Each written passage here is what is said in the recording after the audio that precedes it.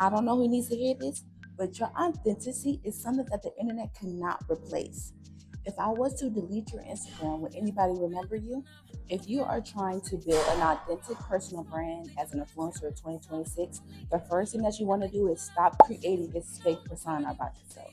There's a lot of creators out there that are trying to be like other creators. They're trying to copy them, which I'll get into that later.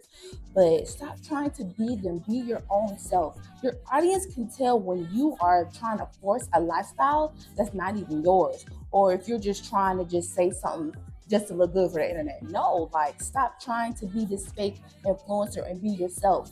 Like I said before, your authenticity is something that the internet cannot reciprocate. So if somebody else is trying to copy you, they can't copy exactly what you do or who you are because you stay true to yourself. So I learned this in Pilates, you guys.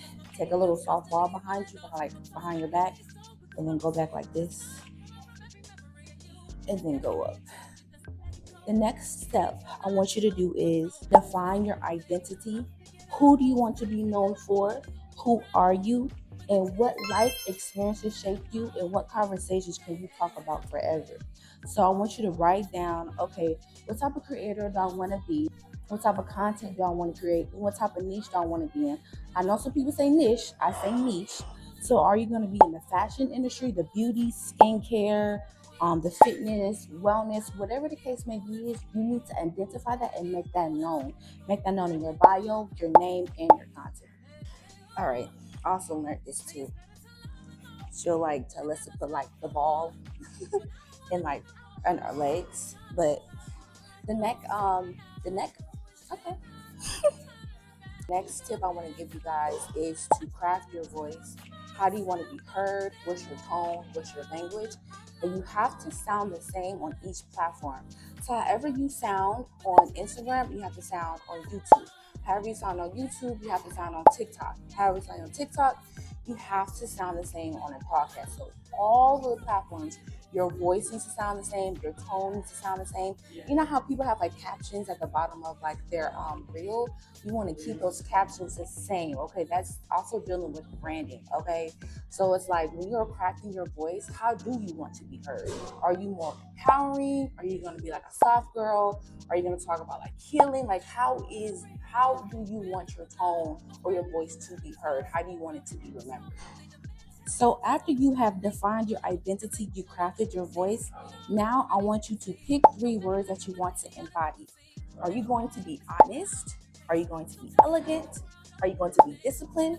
Whatever that you choose, you need to write that down and you need to stand on that.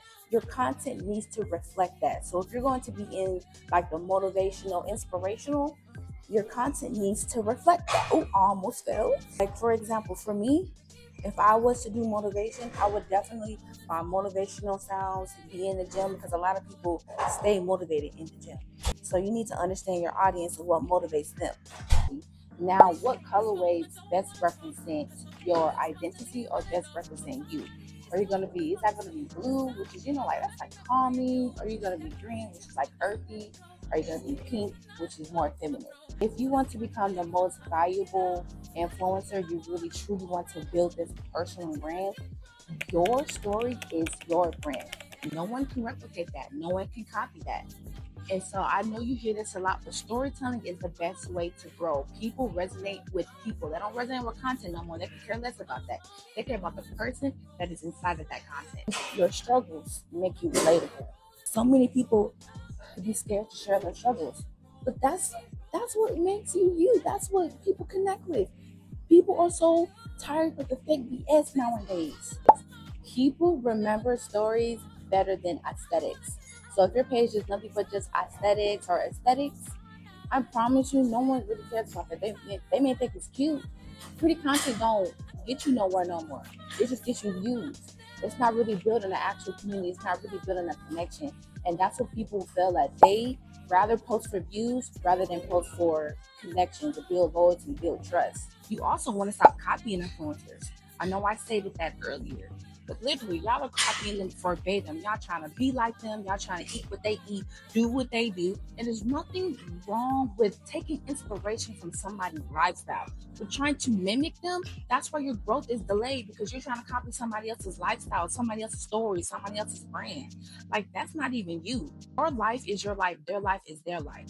So if you want to continue to keep copying people, you're going to delay your growth. You're going to delay everything that you're trying to focus on. But if you're really trying to build a real personal brand, an authentic one that brands will love, you have to be yourself. Your story is your brand. I'm going to take a little 5-second break to tell you that you need to build a lifestyle, not just content. When I say build a lifestyle, what does your day-to-day life look like? Do you get up at 5 o'clock in the morning, get your kids ready? Do you get up 5 o'clock in the morning, get your coffee, get your matcha? Then after that, you're going to work, or you're an entrepreneur. What does your day-to-day core habits look like? Not Susan, I'm talking about you. Your audience should feel your energy before you even speak. Okay, so authenticity doesn't mean oversharing, right? You want to set boundaries with yourself. You don't want to share too much, because a lot of people say, well, I don't want nobody in my personal business. I didn't say you had to share your personal business. I'm just saying, if you want to be relatable, share something. So your audience should feel seen. Every single piece of content that you share, they should be like, oh, that's me. She understands me. She gets it. Like I said, people resonate with people, not content. This tip is super, super duper important. You have to know your ideal target audience. Are they male? Are they female? Are they male and female? What's their age range? Where are they located? What are their desires? Where do they like traveling to? Where do they like to eat? How do they shop? What do they wear? Like, you have to get so deep, because when you're creating content for your audience, not just you. Creative selfish content will get you nowhere.